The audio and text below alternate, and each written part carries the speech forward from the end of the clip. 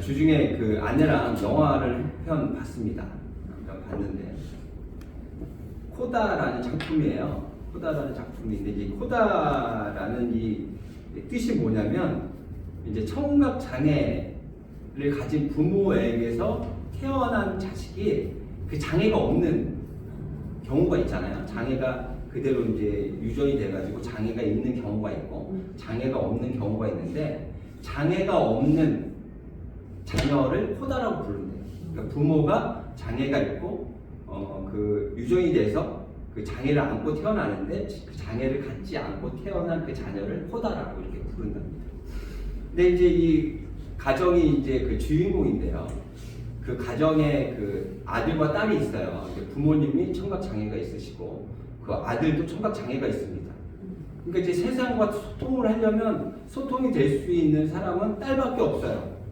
그래서 어렸을 때부터 그 가정을 책임지는 그 딸의 역할이 굉장히 부담스럽고 무거웠던 것을 우리가 알 수 있죠. 이제 그런 내용인데요. 근데 이제 그 내용 중에 이제 어떤 내용이 좀 있냐면, 잘생긴 그 남자 주인공이 있어요. 그래서 이 여자 주인공 이름이 이제 루나인데, 그 루나가 그 마이슨이라는 그 남자 아이를 마음속에 이제 두고 있습니다. 그러다가 이제 루나가 노래하는 걸 좋아해서 합창단에 들어가게 되는데, 합창단도 그 남자 친구가 합창단에 들어가는 걸 보고 따라 들어가요. 그렇게 이게 마음속으로 이제 연민을 갖고 있었던 거죠. 근데 둘이 들어갔는데 둘이 어떻게 또 듀엣으로 노래를 또 하게 됩니다. 그래서 이제 둘이 이제 만나는 어떤 이제 그런 시간들을 이제 갖게 되죠. 그러면서 그 남자 그 마이슨이 그 루나에게 이런 이야기를 해요. 너는 참 대단하더라. 너 어렸을 때 내가 너의 가족을 봤었는데 그때 식당이었는데 네가 너네 가족을 대표해서 메뉴를 시키는 걸 내가 봤다. 그때 아마 맥주 2병을 시키는 걸 봤는데 참 나는 너를 보면서 참 대단하다고 생각했다. 이렇게 얘기를 해요. 다들 말을 못 하시니까 그 딸이 나서서 역할을 다 하는 거죠. 근데 그 남자 주인공 마이슨이 뭐라고 그러냐면 이렇게 얘기해요. 나는 그때 부모님이 걱정스럽다고 버스도 혼자 타지 못하게 해서 버스도 혼자 못하는 그런 상황이었는데 너는 가족을 대표해서 그렇게 메뉴를 주문하는 걸 보니 너무 대단하다라고 생각이 들었어 라고 이렇게 얘기를 하는 거예요. 근데 사실 그 여자아이가 그 가정 그 부모님들 가족을 대표해서 그 어린아이가 앞에 그렇게 나선다라는 게 정말 쉽지 않잖아요. 저는 그 모습을 그 이야기를 들으면서는 아유 그 어린아이가 얼마나 힘들었을까 되게 안쓰럽다는 생각을 했거든요. 그러니까 똑같은 상황을 이렇게 보면서 여러 가지 생각들을 할 수 있어요. 자기가 갖고 있는 생각에 따라서 판단이 다를 수 있는 거죠. 그러니까 오늘의 그 말씀의 내용에 이제 보면 있잖아요. 똑같은 상황이에요. 근데 가지고 있는 신앙의 깊이, 지식에 따라 가지고 그 판단하는 것이 다른 거예요. 근데 이제 중요한 건 이 고린도서는 이제 고린도에 있는 교회에 바울이 편지를 보낸 내용이거든요. 이 고린도 교회는 바울이 개척을 한 겁니다. 그래서 개척이 됐고 교회가 세워진 다음에 또 바울은 또 전도를 또 가죠. 한 곳에 머물지 않습니다. 그래서 이제 떠났는데 그 교회에 분란이 너무너무 많은 거예요. 다툼이 너무 많으니까 그 다툼 때문에 그 다툼의 어떤 중재를 위해서 보낸 편지의 내용이 이 고린도서에 나와 있는 내용들이에요.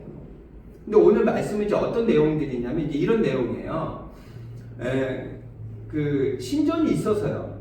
그 신전에 제사를 드립니다. 제사를 이제 드리면 그 음식들을 제사를 드리잖아요. 그러면 이제 3분의 1은 태운답니다. 왜? 자신들이 생각하는 신이라고 생각하는 신에게 바친다고 생각해서 태운대요. 3분의 1은 거기 그 사제들에게 이제 준다고 합니다. 그 사람들은 밥벌이가 따로 없잖아요. 그래서 이제 그 3분의 1은 그 사람들에게 주고 3분의 1은 제사를 지내는 사람들이 다시 가져가서 본인들이 먹는다 그래요. 근데 이제 사제들에게 이제 주면 사제들이 그것만 먹고 사는 게 아니잖아요. 살기 위해서 그것을 이제 시장에 갖다가 내다 팔아요. 그러다 보니까 시장에서 판매되는 그 음식들이 제사를 지냈던 음식들이 있는 거예요. 근데 어떤 음식이 제사를 지낸 음식인지 알 수 없어요. 그래서 그것을 가지고 먹어야 된다, 말아야 된다, 그것 때문에 지금 싸우고 있는 거예요. 이제 두 부류인 거죠. 그러니까 두 부류의 어떤 주장에 대해서 바울이 이야기하죠. 먼저 먹어도 된다. 근데 이제 그 주석에는 뭐라 그러냐면 먹어도 된다라는 사람들을 강한 자라고 이야기해요. 그리고 먹지 말아야 된다를 약한 자. 이거는 어떤 기준이냐면 신앙적으로 많은 것들을 알고 경륜이 있는 사람들을 강한 자. 먹자고 하는 사람들. 그리고 신앙적으로 좀 연륜이 적고 이제 초신자들. 이런 사람들 이제 약한 자라고 불러요. 그래서 먹어도 된다라고 하는 사람들의 이야기를 한번 이제 들어보는 거예요. 4절입니다. 4절부터 5절까지 제가 한번 좀 읽어볼게요. 그러므로 우상의 제물을 먹는 일에 대하여는 우리가 우상은 세상에 아무것도 아니며 또한 하나님은 한 분밖에 없는 줄 아노라. 비록 하늘이나 땅이나 신이나 불리는 자가 있어 많은 신과 많은 주가 있으나 6절이에요. 그러나 우리에게는 한 하나님 곧 아버지가 계시니 만물이 그에게서 났고 우리도 그를 위하여 있고 또한 한 주 예수 그리스도께서 계시니 만물이 그로 말미암고 우리도 그로 말미암아있느니라. 이 사람들이 얘기하는 게 뭐냐면 하나님께서 모든 것들을 다 만드셨고 다 주관하고 계시는데 무엇이 문제냐. 그들이 이야기하는 신은 없다. 신은 우리가 믿고 있는 하나님 한 분밖에 없어. 그래서 없는 신에게 저라고 그들에게 드렸던 그 제사의 음식이라고 먹지 않을 이유가 전혀 없다라고 지금 이야기하고 있는 거예요. 그래서 그들은 먹어도 된다라고 이야기하고 있는 거죠. 그렇다면 먹지 말아야 된다라고 이야기하는 사람들의 모습을 한번 볼까요? 9절입니다. 제가 읽어볼게요. 그런즉 너희의 자유가 믿음이 약한 자들에게 걸려 넘어지게 하는 것이 되지 않도록 조심하라. 지식 있는 내가 10절이에요. 지식 있는 내가 우상의 집에 앉아 그냥 가서 사서 먹는 것뿐만이 아니라 우상이 있는 신전에 가서도 먹는다는 거예요. 집에 앉아 먹는 것을 누구든지 보면 그 믿음이 약한 자들의 양심이 담력을 얻어. 양심에 이제 걸려가지고 먹지 못했던 사람들이 자기보다 신앙이 더 깊었던 사람들이 신전까지 가서 이제 먹는 걸 보면 담력이 생긴다. 먹어도 되나 보네? 그리고 우상의 재물을 먹게 된다라고 하는 거예요. 근데 그들이 이걸 먹고 마음에 양심에 걸리게 되는 거죠. 죄책감을 갖게 되는 거예요. 그래서 어떤 일이 벌어지냐면 11절. 그러면 내 지식으로 그 믿음이 약한 자가 멸망하나니. 가서 먹는 게 문제가 아닌데 가서 너희들이 먹게 되면 그것을 보고 담력을 얻어서 따라 먹게 된 초신자들이 그걸 먹고 난 다음에 죄책감 때문에 멸망할 수도 있어 라고 이야기하는 거예요. 그러면서 8절입니다. 8절. 그래서 이렇게 바울이 또 이야기해요. 음식은 우리를 하나님 앞에 내세우지 못하나니 우리가 먹지 않는다고 해서 더 못 사는 것도 아니고 먹는다고 해서 더 잘 사는 것도 아니고. 이 얘기는 무슨 얘기예요? 먹는 거 그거 중요하지 않아. 왜 그것 때문에 싸워? 별것도 아닌 것 같고. 먹는 거? 그게 그렇게 중요해? 지금 그렇게 이야기를 하고 있는데 왜 이것 때문에 서로 같은 형제의 너희들이 왜 싸우는 거야? 근데 그 싸우는 이유가 어디에 있는지 1절을 보면 알 수 있어요. 1절입니다. 우상의 제물에 대하여는 우리가 다 지식이 있는 줄을 아나. 지식은 어떻게 해요? 교만하게 하며 사랑은 덕을 세운대요. 덕은 어떻게 해요? 덕을 세우려면 사랑이 있어야 된대요. 그리고 지식은 교만하게 한대요. 근데 그 이유가 뭐냐면 2절입니다. 만일 누구든지 무엇을 아는 줄로 생각하면 아직도 마땅히 알 것을 알지 못하는 것이요. 안다라고 그것으로 남들을 정죄하게 되면 안 된다는 것을 이렇게 이야기하고 있는 거예요. 이것을 직역하면 2절 직역하면 이렇게 직역할 수 있어요. 누구든지 무엇을 아는 줄로 생각하면 아직도 마땅히 알 것을 알지 못하는 것이요. 알아야 하는 것을 모르면서 아는 척하고 있다는 거예요. 근데 마땅히 알아야 되는 것이 무엇이죠? 사랑이죠. 그러면서 3절에 이렇게 이야기하고 있습니다. 또 누구든지 하나님을 사랑하면 그 사람은 하나님도 알아주시느니라. 우리는 하나님에 대해서 알아요. 하나님에 대해서 잘 안다고 생각해요. 근데 사실 우리가 하나님에 대해서 아는 것이 전부일까요? 하나님은 너무 크신 분이죠. 우리가 아는 부분은 일부분이에요. 일부분. 근데 하나님에 대해서 잘 안다고 그래. 우리 그 지식을 자랑하잖아요. 근데 그 지식을 자랑하면 안 된다는 거예요. 무엇이냐면 하나님께서 우리에게 허락하신 하나님의 은혜를 기억하고 하나님의 성품을 기억하고 그러니까 그거 아는 걸로 끝나는 것이 아니라 우리에게 주신 그 은혜를 감사하며 하나님을 우리가 사랑해야 한다라고 이야기하고 있는 거예요. 그 사랑의 중요함을 이야기하는 것이죠. 지식으로 남들을 정죄하면 안 된다라고 이야기해요. 주중에 들었던 한 목사님의 설교 중에 그 목사님이 이런 얘기를 해요. 요즘은 정말 풍요한 삶을 살아간다 이거죠. 마음만 먹으면 못 먹을 게 없어요. 갖고자 하는 것들을 거의 가질 수 있어요. 그런 편한 세상, 그런 풍요한 세상을 지금 살아가고 있습니다. 그런데 그 목사님이 이렇게 얘기해요. 풍요한데 넉넉하지 않대. 나누지 않는다는 거죠. 예전에는 그렇게 못 살고 어려웠을 때인데 그때는 넉넉했다라는 거예요. 그때는 한 아이가 어떻게 자랐죠? 그 가정에서 자라는 게 아니라 마을에서 한 아이를 키웠다 그러잖아요. 그때는 넉넉했대요. 그런데 지금 많은 것들을 알고 많은 지식을 갖고 있는데 그것으로 다른 사람을 돕고 함께 마음을 나누려고 하지 않고 그것으로 다른 사람을 정죄하려고만 한다라는 거죠. 지금 말씀은 그 이야기를 하고 있는 거예요. 제가 운전을 이렇게 하잖아요. 운전을 하면 제가 운전 잘한다는 얘기 정말 많이 듣습니다. 특히 우리 그 샤론의 권사님들 모시고 제가 안동에 갔다 온 날에 저보고 운전 잘한다는 칭찬을 쉬지 않고 해주세요. 그래서 제가 운전을 잘한다고 저는 생각합니다. 그리고 어렸을 때부터 친구들이 결혼하면 그 공항까지 꼭 제가 태워줘야 된다 그래요. 왜냐면 제가 친구들 중에 운전을 제일 잘한다 이거예요. 그래서 저는 운전을 잘한다고 생각을 아마 하고 있는 것 같아요. 그런데 이제 운전을 하다가 크락션 소리나 옆에 있는 차, 뒤에 있는 차들이 그 상향들 이렇게 키워서 뭔가 이렇게 신호를 보내면 제가 굉장히 분이 납니다.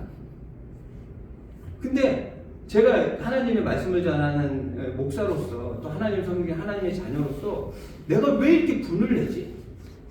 라는 생각을 해봤어요. 내가 왜 이렇게 분을 내는 거지?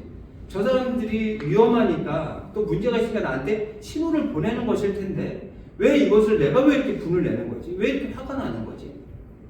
가만히 생각해 보니까 저는 제가 운전을 굉장히 잘한다고 생각하나 봐요. 아까 처음에 이야기 드렸던 것처럼 그게 마음속에 고착화되어 있는 거예요.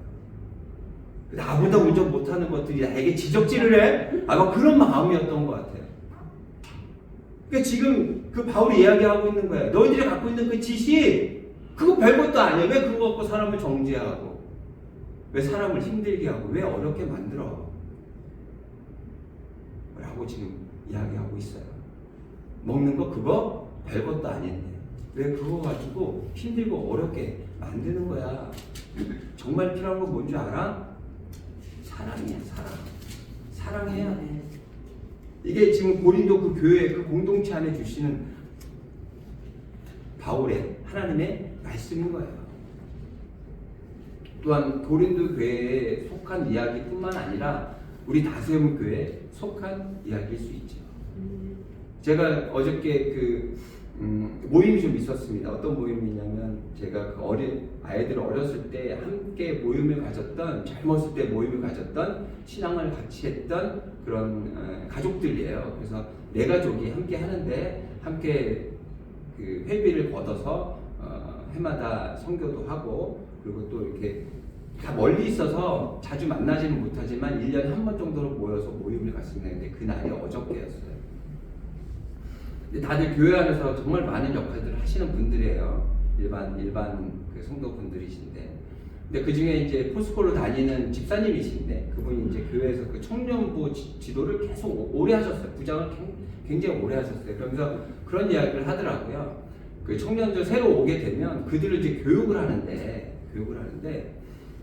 그 새신자 교육 그 교재를 분당 우리 교회에서 나온 그 교재로 사용하고 있대요. 근데 너무 잘 나왔다는 거예요. 막 그림을 이렇게 그려져가지고 막 따로 막 설명할 필요가 없다라는 거예요. 그래서 너무 잘 나왔는데 그게 이제 그 조직 신화 쪽에 배우면 이제 여러 가지가 있거든요. 그 중에 이제 몇 가지를 골라가지고 그 책으로 그렇게 새신자들을 가르친다고 합니다. 그 중에 이제 교회론이라고 있어요. 교회론을 이제 설명하는데 이렇게 설명을 한다 그래요. 문어를 한 마리 그려놓고 그 머리에다가 그 갑자기 생각이 안 나네요. 통일성 이렇게 써 있고요. 그 머리에 통일성이라고 써 있고 다리가 8개가 이렇게 있어서 그 다리에는 다양성 이렇게 적혀 있다라는 거예요. 그러니까 통일성은 변하지 않아요. 그것이 예수 그리스도이시기 때문에 변할 이유가 없어요. 그런데 그 다리는 다양성이라고 그러잖아요. 많은 사람들이 모여 있단 말이죠. 많은 다른 사람들이 모여 있어요. 그러니까 서로 그 다름을 인정하면 되거든요. 그렇죠? 서로 좀 자기가 없는 것들을 갖고 있는 사람들을 박수 쳐주고 또 내가 알고 있는 걸 다른 사람이 모른다면 그 부분들을 또 같이 알려주면서 함께 공부하고 하는 그런 부분들을 서로 인정하고 함께 나누면 되는데 지금 보면 이 고린도 교회에서는 그런 것들이 인정이 안 돼요. 다양성이 인정이 지금 안 되고 있어요. 그 교재 이야기를 듣고 그래 이 설교에 정말 맞는 그런 이야기네. 그래서 이제 말씀을 드리는 거예요. 교회 안에는 정말 많은 사람들이 보입니다. 이런 사람도 있고 저런 사람들도 있고. 근데 서로를 인정하지 않고요. 서로를 적대시하고 내가 가르쳐야 되는 그런 존재라고 생각하다 보면 오늘같이 이런 일들이 벌어져요. 그렇다면 지금 바울이 이야기하고 있는 사랑으로 함께 마음을 나누고 하나의 공동체를 이루기 위해서는 어떻게 해야 되느냐. 11절이에요. 11절. 내가 그렇게 하찮게 생각했던 지식이 없어 신앙적으로 미흡한 사람들을 어떻게 이야기하고 있냐면 이렇게 이야기해요. 그는 그리스도께서 위하여 죽으신 형제라. 뭐라 그래요? 형제라 그래요. 그리고 6절에 보면은요 이런 말도 있어요. 그러나 우리에게는 한 하나님 곧 아버지가 계시니. 우리 모두에게 하나님은 아버지예요. 그럼 우리는 예수 그리스도가 피로 산 한 형제인 거예요. 그래서 사랑을 함께 나누며 사랑으로 살아가야 되는 그 공동체가 바로 이 교회라는 것을 이야기하고 있는 거예요. 그러면서 이렇게 바울은 이야기로 마무리 짓죠. 12절부터 제가 읽겠습니다. 이같이 너희가 형제에게 죄를 지어 그 약한 양심을 상하게 하는 것이 곧 그리스도에게 죄를 짓는 것이니라. 그러므로 만일 음식이 내 형제를 실족하게 한다면 나는 영원히 고기를 먹지 않으며 내 형제를 실족하지 않게 하리라. 너가 아는 지식이 틀리지 않았어.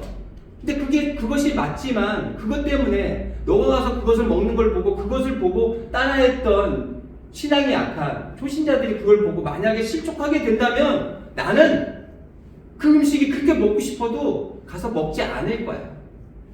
라고 지금 바울이 이야기하고 그럴 수 있는 이유가 뭐라고요? 우리는 한 아버지를 모시고 사는 한 형제, 예수 그리스도의 그 피로 사신 생명을 살아내는 하나의 공동체라는 것을 잊지 말아야 한다는 거예요. 제가 조금 전에 말씀드렸던 시작할 때 말씀드린 그 코다라는 영화에 대해서 제가 조금 더 말씀드려 볼게요. 이 가족이 어떤 일을 하며 사냐면 배를 탑니다. 고기를 잡으면서 살아요. 그런데 그 고기를 잡으려고 배를 타는데 배에 무전이나 이런 것들이 연결이 안 돼서 뭔가 이렇게 소식이 통하지 않는다면 얼마나 위험하겠어요. 그렇죠? 무전을 보내는데 이쪽에서 듣지 못하는 거예요. 그런 일들도 발생이 돼요. 그러다 보니 그 안에는 말을 할 수 있는 사람이 꼭 타야 돼요.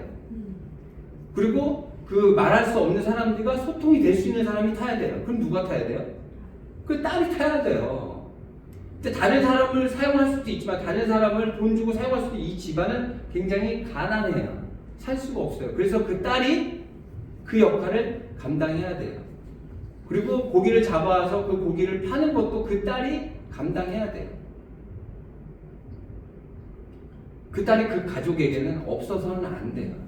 그런데 이 주인공 루비가 노래를 불렀는데 너무 소질이 있는 거예요. 그러니까 선생님이 이 아이를 대학교에 보내고 싶어요. 그래서 무료로 가르쳐 줍니다. 그러니까 이 여자 주인공 루비는 그 꿈을 꾸기 시작해요. 음악 학교에 가서 자기의 꿈을 키워가고 싶어요.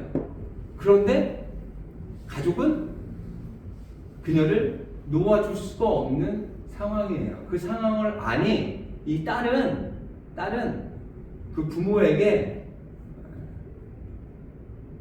무리해서 이야기할 수 없는 상황인 거예요. 그러던 중에 이제 그 딸이 공연을 합니다.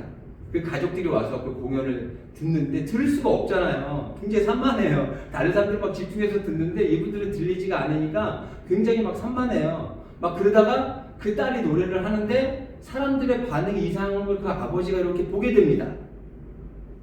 그 딸의 노래를 듣는 사람들이 눈물을 닦기도 하고 막 집중하고 그 여러 가지 반응을 보면서 우리 딸이 뭔가 잘하고 있는 건가? 라는 생각을 하게 돼요.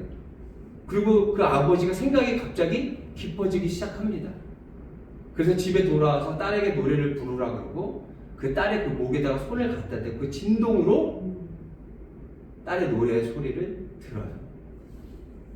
그때 눈물 나더라고요. 그래서 그 딸의 그 노래 소리를 듣고 아버지가 우리 딸에게 굉장히 큰 소질이 있구나. 그 꿈을 갖는 그 이유가 바로 여기에 있구나. 다른 사람들에게 많은 영향을 끼칠 수 있는 우리 딸이구나라는 걸 생각하게 됩니다. 그리고 갑자기 그 다음날 그 대학교 입시 시험이 있었는데 이제 아예 포기하고 있었는데 갑자기 그 아버지가 막 모든 가족을 데리고 이제 다 같이 가는 거죠. 이제 뭐 영화의 어떤 그런 반전이잖아요. 네, 갑니다. 가갖고 이제 그 딸이 앞에 심사관 앞에서 노래를 이제 부르는데요. 자신이 없어요. 왜? 걱정스러운 거예요. 붙어도 걱정, 떨어져도 걱정인 거예요. 그러다 보니 노래소리가 제대로 나오질 않아요. 근데 그때 그 안에 들어가면 안 되는데 이 부모와 그 가족이 몰래 그 2층에 올라갑니다. 그래가지고 딸이 노래 부르는 거를 거기서 이렇게 들어요. 들을 수 없잖아요. 그 딸이 그 가족을 보고 힘을 냅니다. 그리고 노래를 부르면서 수화를 같이 이렇게 하죠. 그분들은 이제 노래를 보면서 들으시는 거죠. 그러면서 이 딸은 자신 있게 노래를 부르고 결국에는 합격을 하게 됩니다. 합격을 하게 되고 그 딸은 이제 마지막 장면이 어떤 장면이냐면 이제 부모들과 헤어져서 가족들과 헤어져서 이제 그 기숙사로 떠나는 장면이 마지막 장면이에요. 그 가족에게 이 딸이 없으면 안 돼요. 꼭 있어야 돼요. 근데 그 딸을 보낼 수 있는 그 이유는요, 자신들의 그 필요보다 딸을 더 사랑하기 때문에 그래요. 딸도 그렇게 자기가 하고 싶은 거를 할 수 없다고 포기하려고 했던 그 이유가 어디에 있냐면 그 부모를 사랑하기 때문이에요. 그렇다면 우리 이렇게 얘기할 수 있죠. 그 사람들은 가족이니까 그럴 수 있지. 우리 공동체는 가족 아니야. 아니요. 예수님의 그 피로 산 하나님을 아버지라고 부르는 우리는 한 형제예요. 그래서 서로 사랑해야 돼요. 먹어야 되냐 말아야 되냐 그러니까 그거 갖고 싸울 그럴 게 아니고요. 사랑으로 서로를 바라보고 그렇게 대하고 그렇게 하나의 공동체가 이루어지게 된다면 무엇이 무섭겠습니까? 그곳에는 하나님이 함께 하시는 거예요. 그렇게 하나 되는 우리 공동체, 우리 다세문교회 우리 모두가 되시기를 바랍니다.